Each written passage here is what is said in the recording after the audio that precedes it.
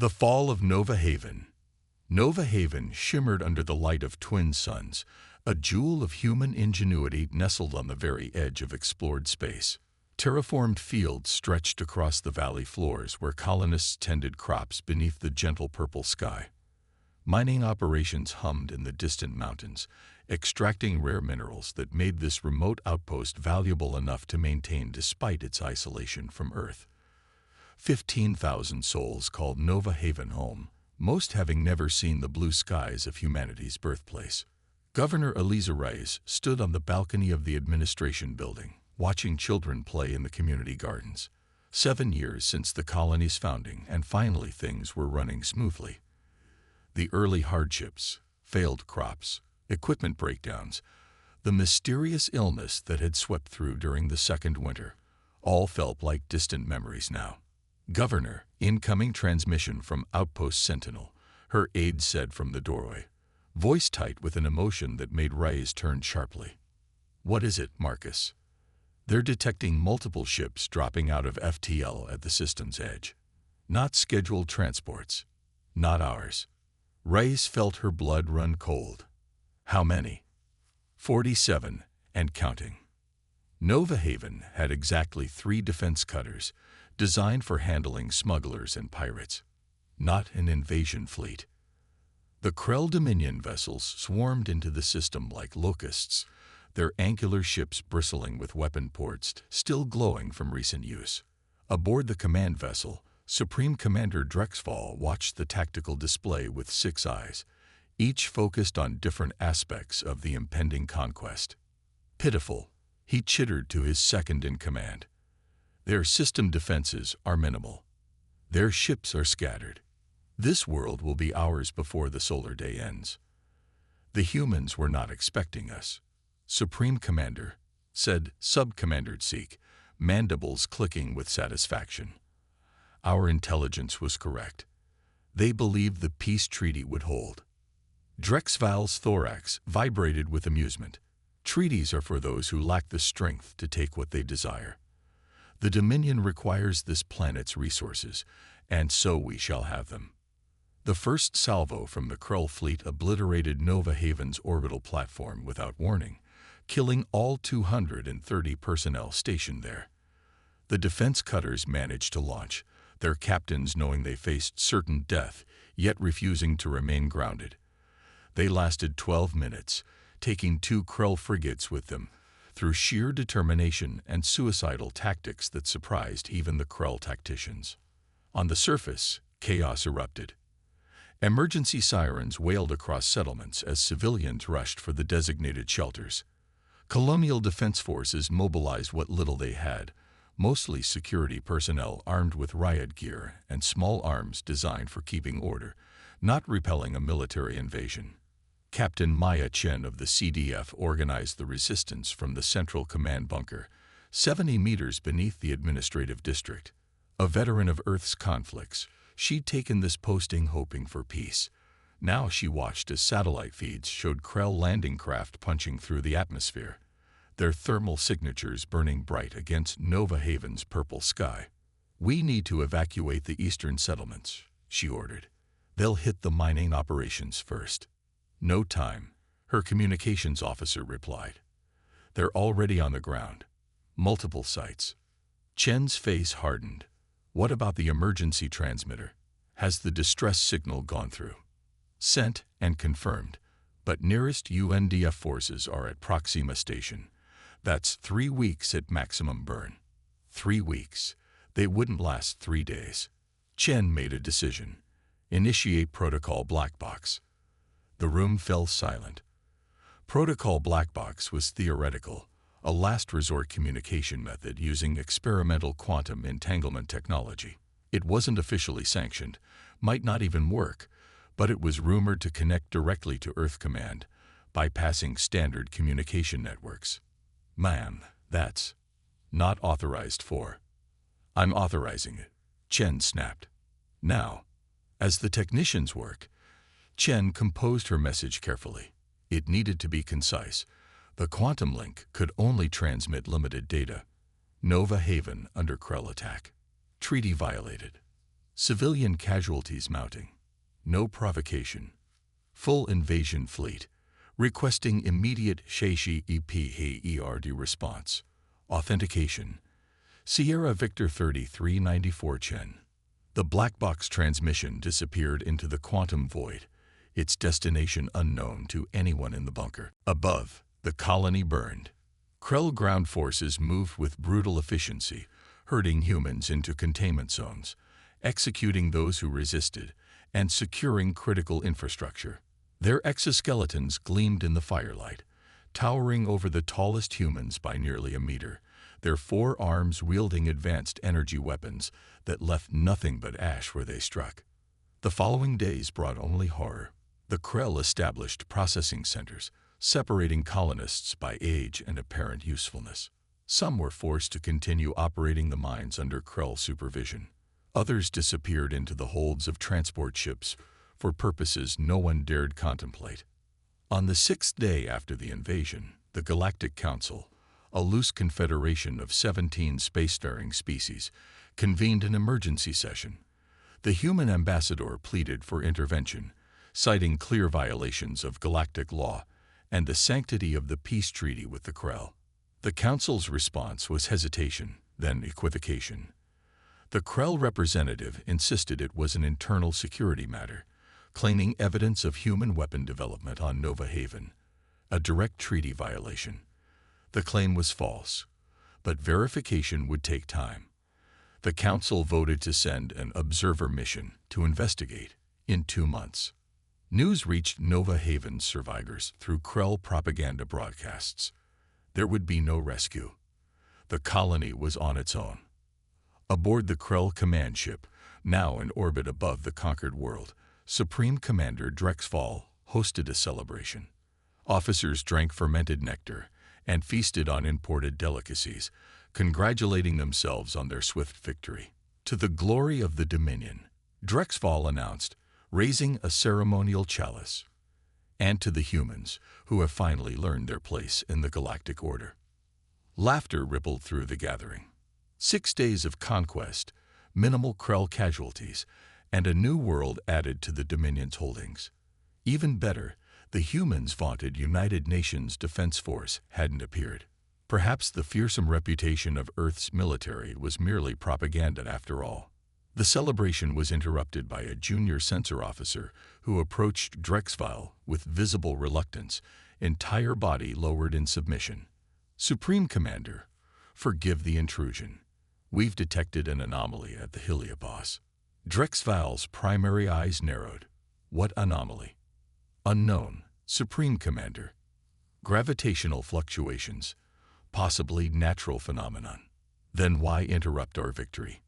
The officer's exoskeleton trembled slightly, because 3 of our perimeter scouts have gone silent in the same region. A flutter of unease passed through Drexfall's thorax, but he dismissed it with a gesture. Send a frigate to investigate. Probably equipment malfunction or communications interference from the star. The matter settled, the celebration continued, even as more reports arrived of strange sensor readings throughout the system. Drexfall ordered increased alert status, but refused to cancel the festivities. Their victory was too complete, too perfect to be troubled by phantom sensor ghosts. In the command bunker beneath Nova Haven's ruins, Captain Chen received an unexpected transmission on a frequency that shouldn't have worked at all through the Krell communication blackout. The message contained just 5 words. Hold position. Dawn brings retribution. Chen stared at the text, hope and disbelief warring within her. She checked the authentication code. It was legitimate. Earth Command. But what could they possibly do? The nearest help was weeks away, and the Krell fleet still held orbit with overwhelming force. In the darkness of space beyond Neptune's orbit, something stirred. Not a natural phenomenon, but something vast and purposeful. Silent ships moving in perfect formation, their hulls absorbing rather than reflecting light, their engines leaving no traditional exhaust signature. They appeared on no Krell sensors because they were designed not to be seen until it was too late. Humanity had remembered an ancient lesson. In a dangerous galaxy, speak softly but carry a very big stick. The dawn was about to break. The Wrath of Terra, 300,000 kilometers from Nova Haven, in the cold silence of deep space, a section of seemingly empty void rippled. To the naked eye, nothing changed. To the sophisticated Krell sensors, a momentary gravitational anomaly registered, then disappeared, dismissed as a glitch by tired operators. What actually happened was far more significant. A tear in space-time itself, artificially created and carefully contained. And through this tear emerged the vanguard of humanity's true fleet. The TSV Nemesis materialized first, a massive warship 2 kilometers long, its dark hull studded with weapon systems unlike anything the Krell had encountered. It did not broadcast its presence. It did not announce its intentions. It simply appeared, followed by 9 more vessels of similar design, their formation tight and deliberate. Aboard the Nemesis, Admiral Eleanor Voss stood motionless on the command deck, her weathered face illuminated by holographic displays showing Nova Haven and the Krell occupation force. At 63, Voss had spent 4 decades in service to Earth's most classified military program, Phantom Fleet. While humanity presented a peaceful face to the galaxy, building trade relationships and signing treaties, it had simultaneously constructed a weapon of last resort, a fleet designed with one purpose: ensuring that no alien force could ever threaten Earth or its colonies without facing extinction. Status report, Voss said quietly. All ships through the aperture, Admiral, her executive officer replied. Phase shields at maximum. Weapon systems online. Krell forces have not detected our arrival. Voss nodded. Commence Operation Harbinger. The Phantom Fleet moved with impossible silence, spreading out to encircle the Krell position. Their propulsion systems used principles not of conventional physics but of quantum manipulation, effectively sliding between spaces rather than moving through them. No exhaust, no radiation signature, no warning. On the Krell command vessel, the first indication something was wrong came when 3 defense frigates on the system's outer patrol simply vanished from tactical displays. Communications failure, an officer suggested. Simultaneously, check the sensor array, Sub-Commander Seek ordered. Before the diagnostics could complete, 5 more ships disappeared from the tactical display. Then 10. Seek rushed to Supreme Commander Drexval's quarters, mandibles clicking with anxiety. Supreme Commander, we have a situation. Drexval, still recovering from celebration excesses, chittered with annoyance. What situation could possibly warrant? Our ships are disappearing. 18 vessels no longer responding. That sobered the Supreme Commander immediately. Battle stations, full alert. Launch all fighters. The Krell fleet scrambled to respond, but the reaction came too late. The Phantom Fleet had already achieved optimal firing positions. When Admiral Voss gave the order to reveal themselves, the effect was calculated for maximum psychological impact. All 10 Earth vessels decloaked simultaneously, their massive forms seeming to materialize from nowhere, already within the Krell defensive perimeter. Before a single Krell weapon could target them, the human fleet opened fire. The weapons they deployed defied conventional understanding. Not lasers or projectiles or plasma. These were gravitational lances, literally tearing space itself apart in narrow controlled beams. Where they struck, Krell ships didn't explode so much as implode, crushed by localized gravitational fields thousands of times stronger than a neutron star's surface. 27 Krell vessels destroyed in the first 30 seconds. On Nova Haven's surface, the colonists emerged from hiding to witness strange lights in the morning sky. Flashes of blue-white brilliance followed by darkness where Krell ships had been. The occupying forces on the ground received no orders, no communications, only the terrifying silence of their command chains collapse. Captain Chen led her remaining CDF forces out of the bunker, targeting confused Krell ground troops who suddenly found themselves without orbital support or direction. Colonists joined the fight with improvised weapons, overwhelming Krell positions through sheer numbers, and a deep burning rage. Aboard the Krell command ship, chaos reigned. Supreme Commander Drexfall watched in horror as his fleet disintegrated around him, powerless against weapons that seemed to violate the laws of physics. "Retreat," he ordered, voice breaking with fear. "All ships retreat. Emergency FTL jumps." But the Phantom Fleet had anticipated this. Specialized disruptor fields now surrounded the Nova Haven system, preventing FTL drive activation. The Krell were trapped. Admiral Voss opened communications on all frequencies, her voice calm but edged with steel. "Attention Krell forces. This is Admiral Eleanor Voss of the Earth Defense Force. Your fleet is destroyed.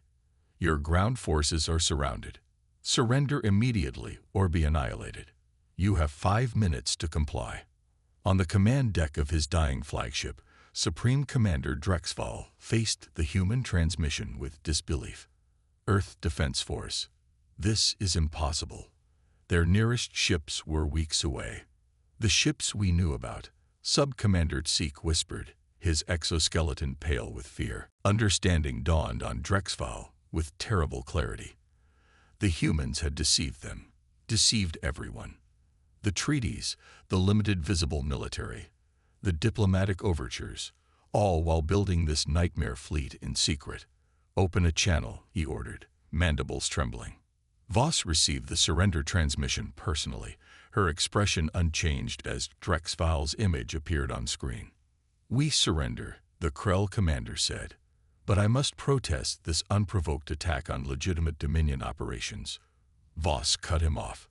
"Save your lives for the Galactic Council, Commander. Your ground forces will lay down arms immediately. Any resistance will be met with orbital bombardment. Your personal presence is required on the surface for formal surrender proceedings. The Dominion will not stand for this." Drexfall chittered. "The Council will." "The Council," Voss interrupted, "will receive comprehensive evidence of your treaty violations, civilian casualties, and intended genocide, along with a demonstration of what happens to those who attack human worlds. You have your orders. Comply or die." On Nova Haven's surface, the liberation happened with stunning speed. Krell soldiers, cut off from command and facing overwhelming human force, surrendered in droves. Dropships from the Nemesis delivered medical supplies, food, and UNDF Marine contingents to secure key locations. Captain Chen met the first Marines to land in the Central Plaza, tears streaming down her face as she saluted. "Captain Maya Chen, Colonial Defense Force," she said, voice cracking. "Welcome to what's left of Nova Haven."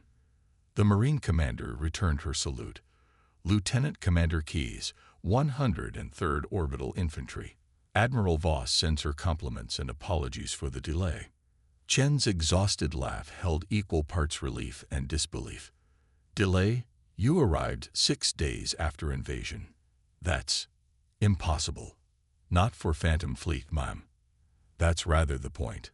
Across the galaxy, the response to humanity's revelation was immediate and profound. The Galactic Council convened an emergency session as news spread of the Krell fleet's destruction.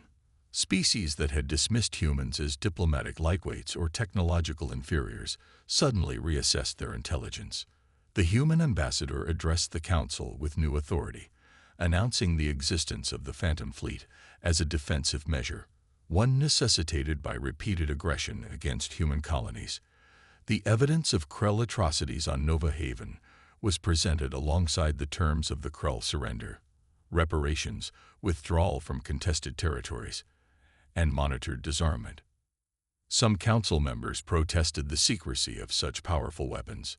Others privately began reviewing their own agreements with Earth, searching for vulnerabilities, wondering what other secrets the deceptively peaceful humans might be hiding. In the aftermath, Nova Haven began rebuilding. The presence of a Phantom Fleet vessel in permanent orbit provided both protection and reassurance. Governor Reyes, who had survived the occupation hiding among refugees, returned to leadership with a new perspective on humanity's place in the galaxy. Supreme Commander Drexfall faced justice before a galactic tribunal, his protests of mitigating circumstances falling on unsympathetic ears as evidence of planned genocide emerged from captured Krell data cores. The Dominion's influence waned rapidly as client species broke away, seeking new alliances, many with the suddenly formidable human government. 6 months after the Battle of Nova Haven, Admiral Voss stood in the rebuilt Memorial Garden, paying respects to the colonists who hadn't survived. Captain Chen, now promoted to Colonial Security Director, joined her silently. "They're calling it the Nova Haven Doctrine," Chen said eventually. "The policy that Earth will respond with overwhelming force to any threat against human worlds." Voss nodded. "A necessary message. There are 17 known spacefaring civilizations in our explored galaxy, Captain. 12 have histories of expansionist aggression. 5 have attempted genocide against perceived rivals. And now they all know what happens when they threaten us." "Precisely." Voss turned from the memorial. "Phantom Fleet was never meant to fight wars, Director Chen. It was designed to prevent them. By being too terrifying to challenge. By ensuring that the calculation never favors aggression." Voss looked up at the purple sky of Nova Haven, where the silhouette of the Nemesis was just visible, a dark guardian against the stars. The Krell celebrated too soon. They thought the battle was theirs. Then humanity's fleet arrived. That story will spread, and the next species contemplating violence against our worlds will remember it. Chen considered this. Peace through superior firepower. An ancient concept, Voss said with a small smile. But effective. The Phantom Fleet remains in shadow, returning to its hidden bases, but now everyone knows it exists. Sometimes that's enough. As night fell on Nova Haven, lights from the reconstruction efforts sparkled across the landscape. Ships from Earth arrived daily, bringing supplies and new colonists undeterred by recent events.